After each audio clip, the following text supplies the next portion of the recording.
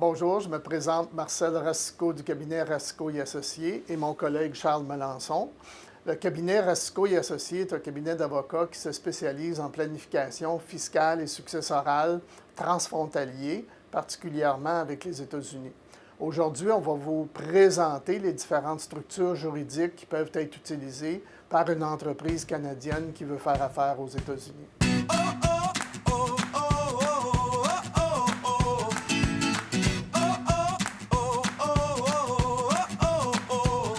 Premièrement, il y a plusieurs facteurs qui peuvent être considérés pour choisir la structure juridique appropriée pour les États-Unis. Il y a évidemment les considérations juridiques. Par exemple, l'immigration américaine peut influencer le choix. Il y a aussi la protection contre les créanciers, qui est très importante pour les États-Unis. Il y a les considérations commerciales, par exemple, le type de clientèle qu'on veut viser aux États-Unis. Il y a aussi évidemment les aspects fiscaux qui sont très importants dans le choix de la structure. Et ici, je vous réfère aux vidéos de ma collègue Marie-Claude Pétel de Demersbone qui a examiné tous les aspects fiscaux pour exploiter une entreprise aux États-Unis. Une des structures qui est souvent utilisée et qui est une des plus simples est simplement de faire affaire aux États-Unis par une corporation canadienne qui n'a pas d'établissement stable aux États-Unis. Par exemple, je peux avoir des ventes directes aux États-Unis, je peux avoir un entrepôt aux États-Unis, je peux faire affaire par un représentant, un distributeur aux États-Unis, sans nécessairement avoir une société américaine en place. Une variante de cette structure-là est lorsque la société canadienne détient une succursale aux États-Unis. Ça veut dire, sans avoir une entité juridique distincte, la société canadienne va avoir un bureau aux États-Unis, va avoir des employés aux États-Unis et va opérer par une succursale américaine. Un des avantages de cette structure est de pouvoir utiliser les pertes d'opération du début de l'exploitation aux États-Unis ici au Canada. Au moment de la constitution d'une société aux États-Unis, il y a plusieurs véhicules qui s'offrent à nous, soit une C-Corp, une S-Corp ou une LLC. Cependant, ces structures-là ne sont pas nécessairement appropriées pour les situations particulières de chacun. Lorsqu'on a choisi le véhicule approprié, il faut choisir l'État dans lequel on désire s'incorporer. On peut penser à la Floride pour ceux qui veulent faire affaire en Floride. Il y a aussi l'État du Delaware ou l'État du Nevada qui sont des États, disons, attrayants pour les résidents canadiens faisant affaire aux États-Unis. Une fois qu'on a choisi l'État dans lequel on s'est incorporé, prenons par exemple la Floride, et que nous désirons faire affaire dans un autre État parce que notre marché est plus vaste, il faut s'enregistrer dans cet État-là également.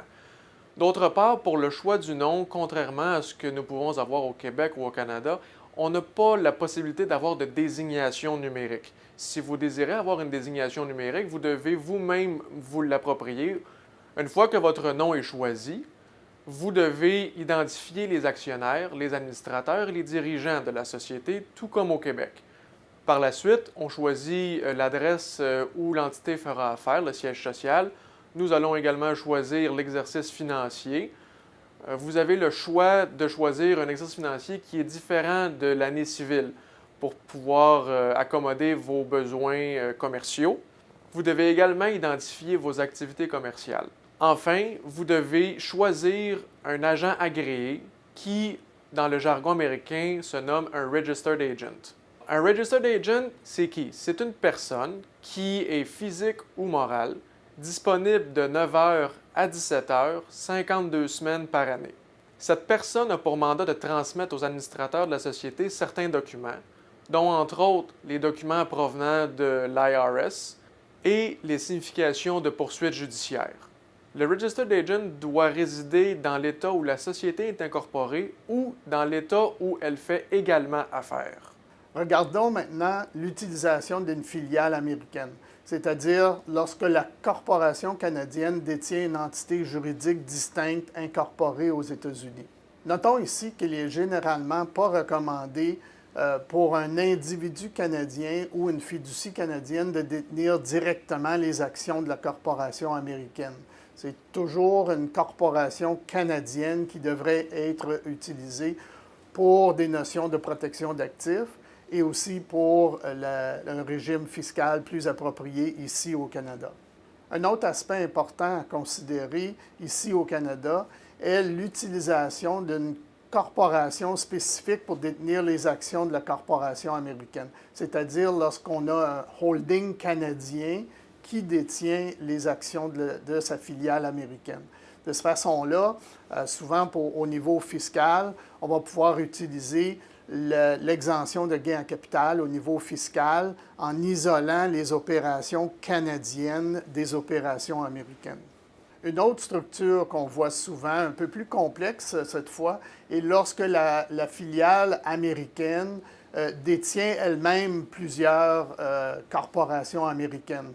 C'est ce qu'on appelle un holding américain qui détient plusieurs corporations opérantes aux États-Unis.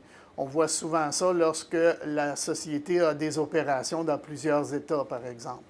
Tout comme Marcel vient de le mentionner, le concept des filiales aux États-Unis peut être très attirant pour un résident canadien. Cependant, il y a un piège. Les fameuses LLC, au long Limited Liability Company. Ces entités-là sont transparentes au niveau fiscal américain, mais pour un résident canadien, l'entité est considérée comme une corporation, ce qui en résulte une double imposition à la fois aux États-Unis et au Canada. Toutefois, dans des organigrammes un peu plus complexes, les LLC peuvent être utiles. C'est le cas où on veut faire affaire aux États-Unis avec un partenaire américain. Alors, on incorpore une société canadienne qui, celle-ci, détiendra des actions dans une société américaine, une C Corp, qui, celle-ci, détiendra des parts dans les LLC. De cette façon-là, vous pouvez vous adjoindre un associé américain qui détiendra des parts directement dans la LLC et que lui pourra bénéficier d'un traitement fiscal avantageux de son côté. Alors, nous vous remercions de votre attention aujourd'hui. Pour plus d'informations, visitez notre site internet rassicotax.com.